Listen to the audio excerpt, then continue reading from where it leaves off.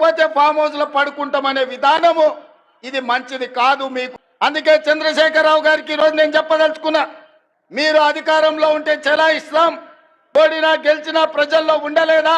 ఒక్కసారి కాదు 2 సార్లు మీరు గెలిచినారు, మేము ఓడినాం. మీరు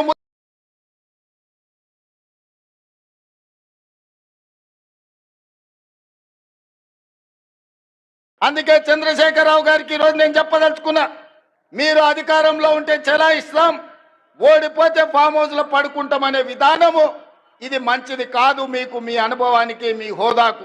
ఈ రోజు నేను సూటిగా వారిని ఒకటే మాట అడుగుతున్నా, మేమందరం ఎన్నికల్లో పోటీ చేయలేదా? ఓడినా గెలిచినా ప్రజల్లో ఉండలేదా? ఒక్కసారి కాదు 2 సార్లు మీరు గెలిచినారు, మేము ఓడినాం.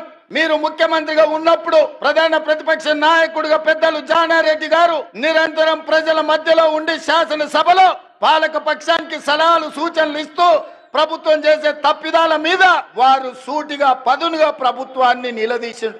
అదే విధంగా మిత్రుడు బట్టి విక్రమార్క గారు మరొక 5 సంవత్సరాలు సిఎల్పి నాయకుడిగా మా ఎమ్మెల్యేలను మీరు గుంజుకున్నా, ముక్కవని ధైర్యంతో సిఎల్పి హోదాను మీరు తొలగించినా ఏ రోజు అధైర్యపడలేదు. ధైర్యంగా 5 మంది శాసనసభ్యులతో ఉత్తమ్ కుమార్ రెడ్డి గారు సాగునీటి పారుదల శాఖ మంత్రిగా, సివిల్ సప్లైస్ మినిస్టర్ గా ఈ రోజు బాధ్యత వహిస్తూ మేము ఆనాడు చెప్పినాం వరి పండించండి అని. గత ప్రభుత్వం చంద్రశేఖరరావు గారు అన్నారు, వరి వేసుకుంటే మీరు ఉరి వేసుకున్నట్టే, వరి కొనుగోలు కేంద్రాలు మేము తెరవము, వరి కొనము మేము, మీరు వేసుకుంటే మీ కర్మ అని ఆనాటి ప్రభుత్వం చంద్రశేఖరరావు గారు అన్నారు. కానీ మేము అధికారంలోకి వచ్చిన తర్వాత సివిల్ సప్లైస్ మినిస్టర్ గా ఉత్తమ్ కుమార్ రెడ్డి గారితో మాట్లాడి ఈనాడు ఐకేపీ కేంద్రాలు 8500 ఐకేపీ కేంద్రాలు తెలంగాణలో 4 మూలల తెరిపించడం ద్వారా వరి పండించండి, కనీస మద్దతు ధరనే కాదు 500 రూపాయల బోనస్ ఈ తెలంగాణ రాష్ట్ర రైతాంగానికి ఇస్తామని పిలిపించి నల్గొండ జిల్లాలో 5,12,000 ఎకరాల వరి పండించి రైతులు దేశానికి ఆదర్శంగా నిలబడ్డారు.